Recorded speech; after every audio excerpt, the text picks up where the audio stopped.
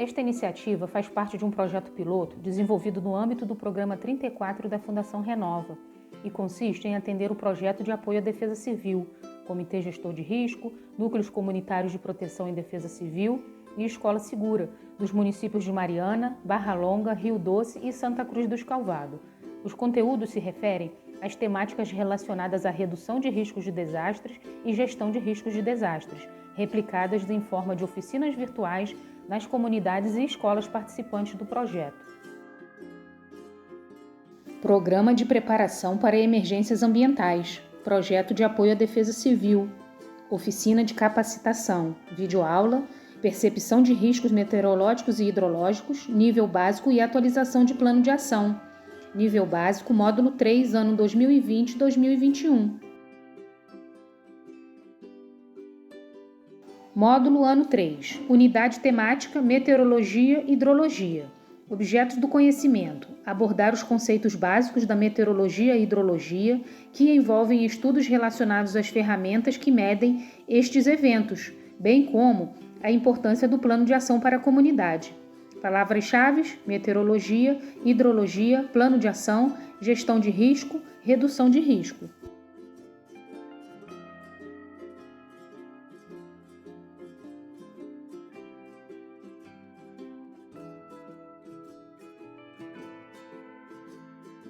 Olá, amigos e amigas do NUPDEC. Sejam todos e todas bem-vindos e bem-vindas.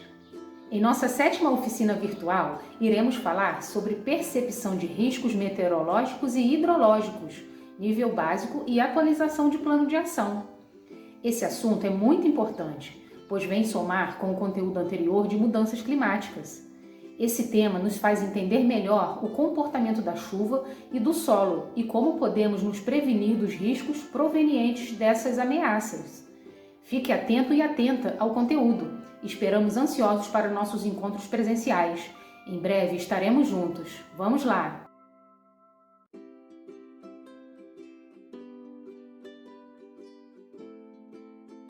Durante nossas oficinas e encontros anteriores, falamos muito sobre as mudanças climáticas, assunto que também está em alta nos noticiários devido ao aumento significativo de situações de emergência e desastres, ocasionadas pela crise hídrica ou fortes chuvas.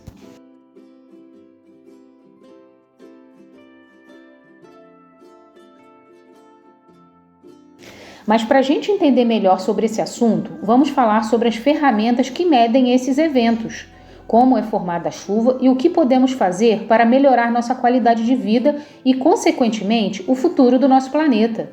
Antônia, você já ouviu falar sobre meteorologia?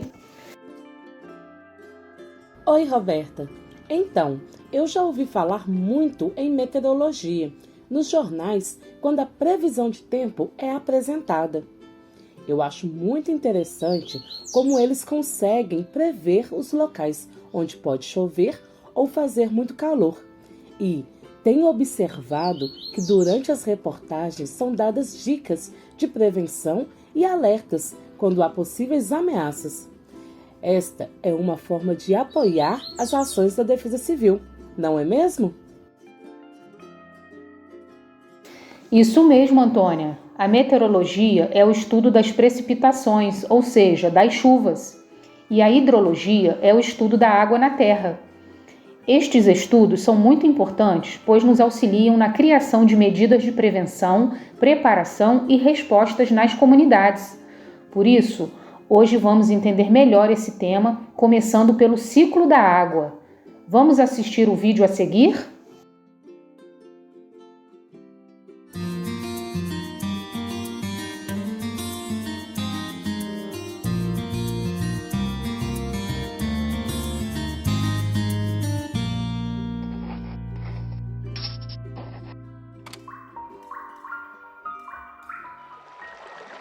O ciclo da água.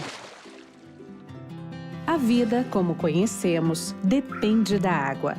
Ela está em cerca de 70% da superfície do planeta e em 70% do volume do corpo humano. Está em toda parte, ligando os continentes e criando condições para a vida. A água está o tempo todo em movimento, sob diferentes formas. O Sol fornece luz e calor ao nosso planeta. Essa energia promove o aquecimento e, assim, acontece a evaporação de parte da água da superfície de rios, lagos e oceanos, das folhagens das plantas e dos corpos de animais e pessoas. O ar úmido é menos denso que o ar seco, por isso sobe, levando as moléculas de água consigo.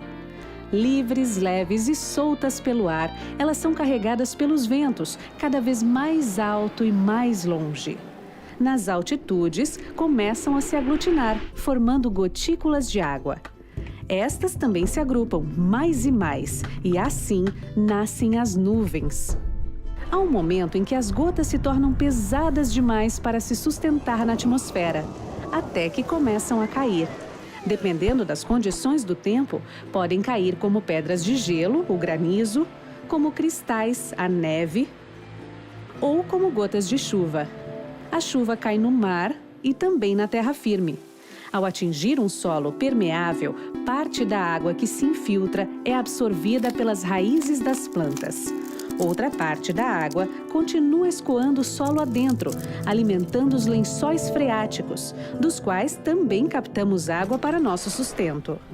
Os lençóis freáticos podem aflorar na superfície e dar origem a filetes d'água, riachos e rios, formando seu caminho para chegar ao mar. Ao cair sobre as cidades e outros solos com uma capacidade reduzida de absorver a água, ela acaba escorrendo pela superfície, podendo causar grandes enxurradas e inundações, mas também alimentando córregos, ribeirões e rios. O tempo todo, em todo lugar, esse ciclo se repete indefinidamente, alimentado pela energia do Sol. Bacana, Roberta! Como diz no vídeo, é um ciclo infinito e todos nós participamos dele. Várias coisas influenciam nesse ciclo, como vegetação, poluição dos rios e do ar e nossas ações no meio ambiente. Verdade, e é preciso estar atento a tudo isso. Nas comunidades, podemos observar de perto o efeito da água da chuva na terra. Cada tipo de solo reage de um jeito ao receber a água. O solo arenoso absorve mais a água e dá passagem para que ela atinja o lençol freático, que é a camada de água que existe debaixo da terra. O solo umífero também possui boa drenagem, além de ser ótimo para plantio, já que em sua superfície possui materiais orgânicos e sais minerais. O solo argiloso é o mais perigoso, já que não oferece boa drenagem, fazendo com que o solo fique encharcado, causando deslizamentos. Olá pessoal, Lab Ciências em Casa, já sabemos como o solo se origina. Hoje vamos aprender sobre 3 tipos de solo: solo arenoso, argiloso e humoso e suas principais características. Vamos iniciar observando algumas características visíveis entre os solos arenoso, argiloso, umífero ou humoso. Observando o solo arenoso, podemos ver que os grãos são relativamente grandes e também são bem separados. A areia é muito solta, a sua cor também é bem mais clara. Observa que esse solo, ele apresenta os grãos muito unidos e dessa forma ele se torna um solo muito compacto. A sua cor também é mais escura. Este solo ele é formado pela decomposição de material orgânico, vegetal e animal. Por isso que ele é rico em nutrientes. Percebe aqui, ó, alguns gravetos, aqui também pedacinhos de madeira, folhas que estão em decomposição. Desta forma, a cor desse solo ela é mais escura. Aqui na minha comunidade, tem solos parecidos com esses aí, principalmente o argiloso e o umífero. Bom saber que o argiloso apresenta alguns riscos. Assim, posso alertar os moradores da comunidade a não construir nestas áreas. Muito bom ter essas informações e saber aplicar no nosso dia a dia, e o objetivo é esse mesmo, Antônia: compartilhar o conhecimento para reduzir os riscos na comunidade. E você sabia que há também vários tipos de chuvas? A chuva frontal, orográfica e convectivas. E a diferença entre elas vamos ver nessa figura a seguir. A chuva frontal são as chuvas resultantes do encontro direto entre duas massas de ar, uma seca e fria e outra úmida e quente. A massa de ar fria, densa, faz a massa de ar quente, leve, subir. Inicia-se o processo de condensação e então a precipitação, também conhecida como chuva ciclônica. A chuva orográfica são as chuvas resultantes do bloqueio de uma massa de ar úmido por uma forma de relevo íngreme, como uma montanha. A massa de ar úmido vinda do oceano, ao encontrar, por exemplo, a montanha, é forçada a subir grandes altitudes. Ao elevar-se, a nuvem resfria-se, correndo o processo de condensação seguido de precipitação, que no caso é a chuva, também conhecida como chuva de relevo. A chuva conectiva ocorre em regiões de clima tropical. É uma chuva de abrangência local e ocorre quando há movimentação do ar. O ar frio, denso, desce e o ar quente, leve, sobe. Ao elevar-se, o ar quente carrega toda a umidade. Inicia-se o processo de condensação e em seguida ocorre a precipitação, também conhecida como chuva de verão. Embora cada tipo de chuva tenha as suas características, podemos perceber como a formação das nuvens está diretamente relacionada com o clima e formação do solo de cada lugar. E você sabia que tem como medir a quantidade de chuvas que caem em um determinado local e tempo? Existem várias ferramentas que podem medir este evento, entre elas o pluviômetro, instrumento que, a partir da captação da água da chuva no período, pode dizer quantos milímetros choveu em um determinado lugar. Assista o vídeo da Vitória Campelo e aproveite a dica para construir o seu pluviômetro também. Olá! Nós estamos entrando no período de chuvas, onde ocorrem riscos como enchentes, deslizamentos e alagamentos. Pensando nisso, eu construí um pluviômetro. Isso mesmo, um pluviômetro caseiro, utilizando uma garrafa PET, régua, fita e bolinha de gude, para o litro não tombar. O pluviômetro, quando é utilizado por muito tempo, ele nos ajuda a identificar os períodos de chuva e o período de seca. Assim, podemos pensar nas estratégias de prevenção e preparação para esses períodos. E o pluviômetro também nos auxilia na medição do índice da chuva durante um período de tempo num determinado espaço. Ou seja, quando chove, o pluviômetro enche e nos indica qual foi o nível que a água chegou a partir do chão num determinado local. Muito bacana, não é mesmo? Faça logo o seu também.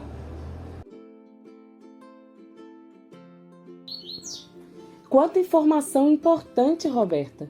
Já vou separar minha garrafa PET, régua e pegar uma fita adesiva para construir meu pluviômetro.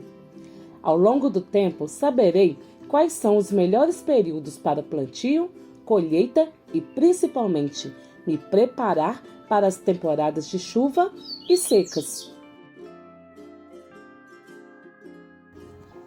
Isso aí! Todas as informações nos levam a pensar no que devemos fazer para reduzir os riscos e minimizar os danos que um desastre pode causar, atualizando o nosso plano de ação com medidas estruturais e não estruturais, como, por exemplo, as medidas estruturais: construção de pontes e muros de contenção, sinalização de estradas e encostas, remoção de árvores. As medidas não estruturais: capacitação e treinamentos, simulados, projetos voltados à redução de risco, como no PIDEC e Escola Segura. Essas ações e medidas de prevenção e preparação devem envolver toda a sociedade civil, além dos órgãos públicos e privados. Antônia, quais outras medidas você acha que devemos tomar para reduzir os riscos e proteger o meio ambiente? Precisamos agir imediatamente, Roberta, reduzindo a emissão de lixo no meio ambiente. Por isso é importante reciclar e reutilizar materiais, participar da coleta seletiva, descartar de forma correta o lixo. Ouvi falar sobre a 26ª Conferência das Partes, COP26, da Convenção da Federação das Nações Unidas, em relação às mudanças do clima, em Glasgow, Escócia.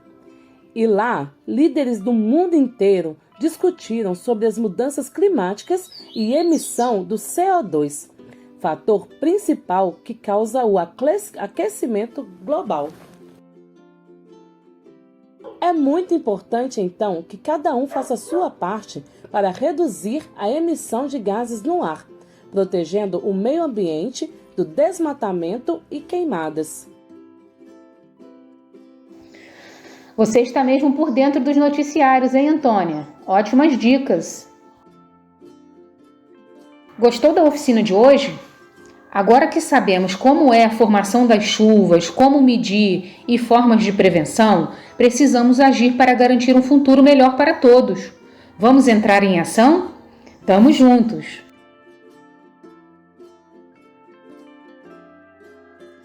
Agora que vocês já conferiram a videoaula do projeto NUPDEC, chegou o momento da avaliação. Lembram-se de que no final dos nossos encontros, vocês realizavam a avaliação da oficina? No questionário, vocês marcavam com um X de acordo com a carinha, mostrando o que acharam da atividade. A opinião de vocês é muito importante. Por isso, queremos contar novamente com a colaboração de todos. Enviaremos esse questionário através de um link nos grupos de WhatsApp de cada comunidade. É só clicar e responder cada pergunta, combinado? Vocês também irão receber este questionário na cartilha NUPDEC. Não nos deixe na mão. Faça a avaliação. Contamos com vocês!